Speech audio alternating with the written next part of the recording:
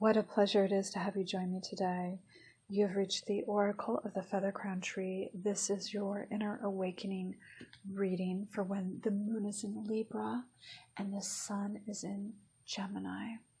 This is a little 6-card spread. The center set represents our emotional body. The ones to the left is how we connect with the earth, and the ones on the right represent our relationship to the higher realms.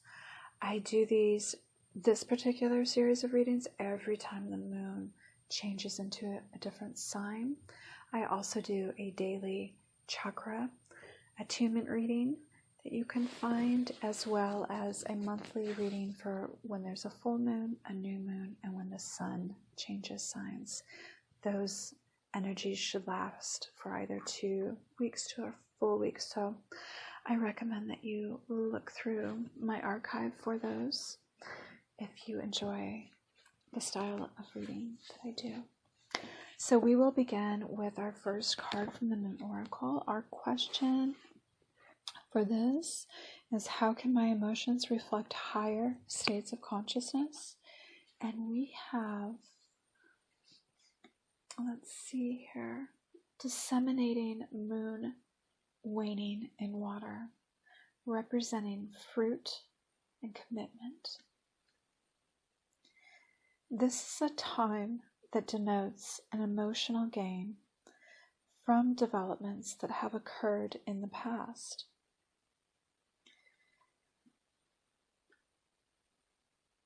The crop is now harvested.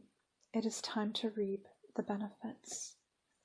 Within a relationship, this might indicate the birth of a child or any other fruitful development from a partnership.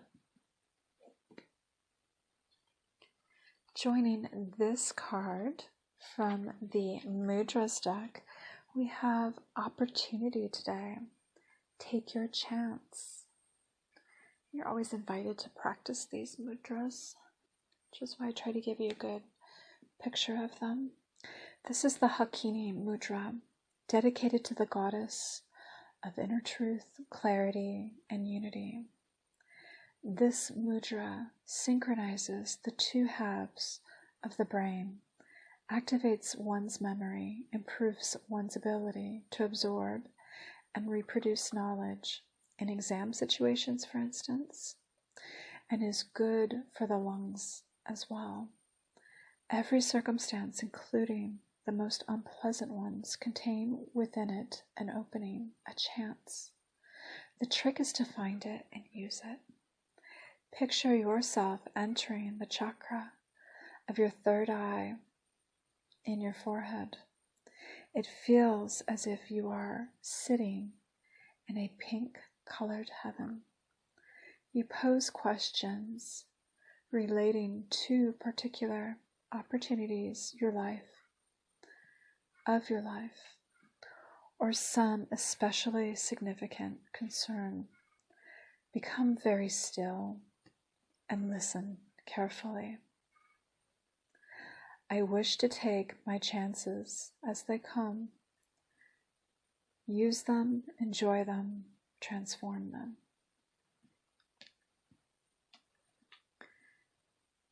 There's a nice resonance between those last two cards. So the next one is Giza, and it is from the Sacred Sites deck, speaking to our connection with the earth. Our question for these cards coming up is, how can I ground higher energies to manifest an enlightened reality? This card represents unification. When you gaze at the Sphinx, what are you really seeing? Over the millennia, the head has been eroded and does not appear now as it once did. History says the pyramids were built by thousands of enslaved humans. But is that really so? Even now, the technology involved in the construction of the pyramids cannot be replicated. Are we being deceived? Who really built them and why? Maybe you're fed up with the deception in your own life. Do you wish for a relationship built on truth and trust, rather than on vague promises and fabrications? It's time for you to stop taking everything at face value and become aware of what's happening around you. You don't need to accept blindly all that you're told. Look to uncover underlying reasons for motives, words, and gestures. For this is where the truth resides. This is the platform to build the strong and honest relationship you seek. And to help support this message, we will take a card from the Essential Oils deck.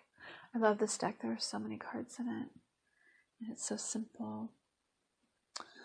So this card is representing hope. It's Gila Chrism. Its trigger statement is, I will not forget. And its true statement is, I open my heart. Release the suffering and take another step forward, sweet one. With each step, you will see more light and healing. And now we will look at the cards representing our connection to the higher realms. The question we are positing is, how can connecting to the higher dimensions of reality help myself and others evolve? From our Angels of Atlantis deck, we have Michael, the cosmic leader, and transmutation is the message today. The oracular wisdom of Michael reminds you of the great master alchemist, the god Thoth. This priest wizard has been seen through the millennia working intimately with the magic of Archangel Michael. Therefore, drawing this card means you are moving through a rapid period of spiritual growth and are reminded of the need to employ the art of alchemy. Attempt to turn your base metal into gold, turning the negativities that come from your shadow into positives, and ultimately ascending into heaven for the supernal treasure, love. Sound Ha through your heart for love. And our last card is going to be from the Rainbow Oracle deck to support this one. I love this deck too. It's so beautiful. I love this concept of healing with colors and what colors mean. So I hope that you enjoy these too. So we have grounding. This card calls on you to take some time out to ground yourself and reconnect to Mother Earth. You may have been in your head too much, overthinking or analyzing things. You need to take a little time to stop the inner chatter of the mind. Take a moment, go outside, and spend time in nature. This will help you to ground you and slow things down. Imagine sending down strong roots from your feet deep into the earth. Draw up the healing brown energy from the earth into your body and let it slowly ground you. I am grounded and connected to Mother Earth. Thank you for sharing this reading with me. I do hope that you'll join me for any of my other available readings. Take care.